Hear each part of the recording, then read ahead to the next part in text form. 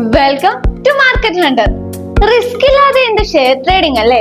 പക്ഷെ കുറച്ചു മാത്രം റിസ്ക് എടുത്താൽ മതിയെങ്കിൽ അത് ഒന്നുകൂടി നല്ലതല്ലേ? ഇന്ത്യൻ വിപണി കടുത്ത സമ്മർദ്ദത്തിലൂടെ കടന്നു പോകുന്ന സാഹചര്യത്തിൽ വിപണി ഇടിഞ്ഞാൽ അത് ഏറ്റവും അധികം ബാധിക്കുക സ്മാൾ ക്യാപ് മിഡ് ക്യാപ് ഓഹരികളെയാകും. വിപണി ചാഞ്ചാടി നിൽക്കുന്ന സാഹചര്യത്തിൽ ഹൈ റിസ്ക് എടുക്കുക എന്ന് വെച്ചാൽ മണ്ടത്തരമല്ലേ? ഇവിടെയാണ് ലാർജ് ക്യാപ് ഓഹരികൾ നമുക്ക് പ്രതീക്ഷ നൽകുന്നത്.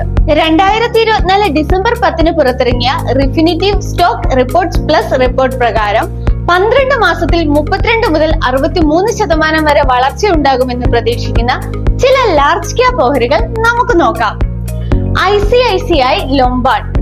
ഇതിന്റെ എക്കണോമിക് ഗ്രോത്ത് 32%.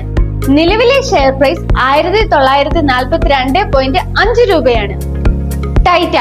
ടൈറ്റാന്റെ എക്കണോമിക് ഗ്രോത്ത് പ്രതീക്ഷിക്കുന്നത് 33%. നിലവിലെ ഷെയർ പ്രൈസ് 3479 രൂപയാണ്. ആദിത്യ ബിർള റിയൽ എസ്റ്റേറ്റിന്റെ എക്കണോമിക് ഗ്രോത്ത് 34%. നിലവിലെ ഷെയർ പ്രൈസ് 2802 രൂപയാണ്. ട്രെൻഡിന്റെ എക്കണോമിക് ഗ്രോത്ത് 35%. നിലവിലെ ഷെയർ പ്രൈസ് 6875 രൂപയാണ്. ഹിൻഡാൽകോ. ഇതിന്റെ എക്കണോമിക് ഗ്രോത്ത് 35%. നിലവിലെ ഷെയർ പ്രൈസ് 669 രൂപയാണ്. HDFC ബാങ്കിന്റെ എക്കണോമിക് ഗ്രോത്ത് 36%. നിലവിലെ ഷെയർ പ്രൈസ് 1867 രൂപയാണ്. ആക്സിസ് ബാങ്കിന്റെ എക്കണോമിക് ഗ്രോത്ത് 37%. നിലവിലെ ഷെയർ പ്രൈസ് 1155 രൂപയാണ്. LIC housing finance. ഇതിന്റെ എക്കണോമിക് ഗ്രോത്ത് 37%. നിലവിലെ ഷെയർ പ്രൈസ് 629 രൂപയാണ്.